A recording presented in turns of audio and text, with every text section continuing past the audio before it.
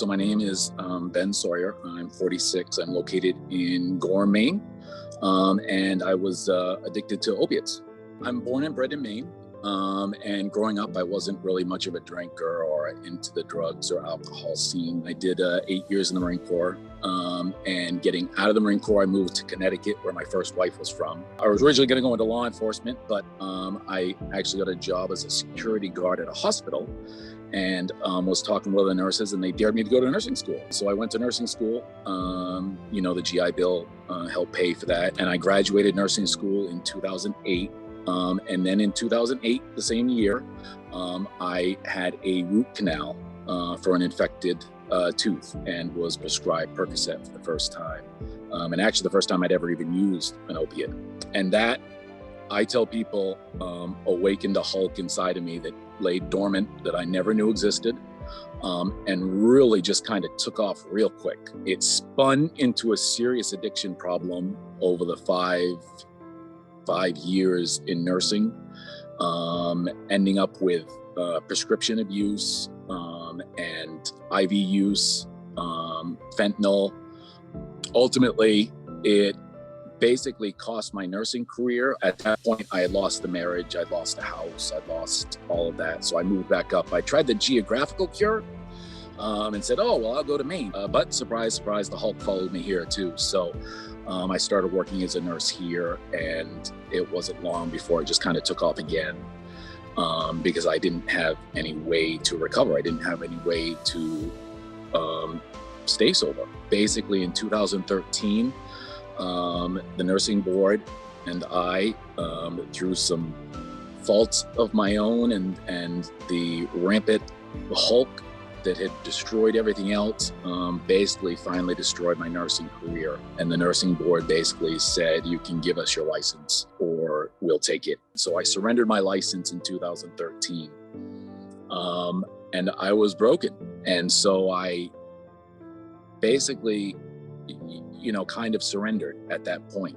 The investigator for the state of Maine, for the nursing board, gave me the name of an agency called the Maine Professionals Health Program, which is an agency that helps healthcare professionals that are affected by alcohol and opiates and addiction. And I got hooked up with a recovery group that deals with and supports healthcare professionals that have alcoholism and addiction and substance abuse problems. It got me in the rooms, and it got me hooked up, and it showed me truly that there was hope.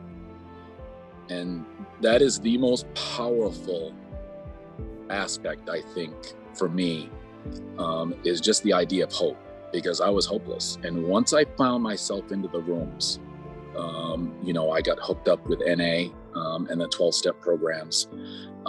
And that was really the solution that worked for me. It helped me claw my way out of the Hulk and back into a hope, and remarried, back in a house, and get all the promises back into working.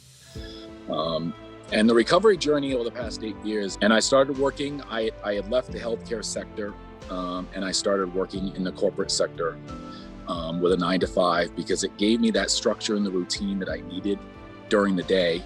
And then at night, I would attend the meetings, and I would sponsorship and work my recovery program. Last year, 2020, as we all know, COVID hit, and the unemployment I was not immune to, and I had found myself on the unemployment line, looking to help other addicts that were affected by opiates do a job search. And I got hooked into that system, and I actually got employed with an in-home addiction treatment company called Aware as a certified recovery advisor. It was something that I was actually very passionate about, because it saved my life. And I've seen it save other people's lives. And I've seen the idea of hope make a huge difference in other people's lives. If anything else, I would say that the hope is the biggest combatant to the thing that kept me sickest the longest, and that was shame and guilt. Again, the guilt and the shame of having that disease while being entrusted with the health of other people kept me sick. I'm thinking about the person who's maybe a physician's assistant or a nurse's assistant, or an LPN, somebody who is in similar shoes to what you were in. What would you tell them that could give them that seedling of hope that has been so important for you? One, they're not alone. Two, there is help out there. So the Maine Professionals Health Program, they're located right in Augusta, and they work with all the boards. They work to keep medical professionals in practice while they're getting treatment for the substance abuse disease. It is much better to come up front, to face it head on, and to get the help that you need. And there is a huge aspect of anonymity too, while you remain practice, and they don't make you wear it on your badge when you're a dentist, so that all your patients know that you're in recovery or anything like that. I would love to have you reflect on the internal landscape of what happened for you when you finally said, okay, I'm going to ask for help. How did that shift the inside for you? It was really when I got the phone call from the investigator about 2 weeks later, saying that you are under investigation for your license for those pharmacy reports. And I remember getting home from work and just kind of breaking down, and just internally being so weak and so fed up with hiding and manipulating and pretending and faking and lying and cheating and stealing and just so tired,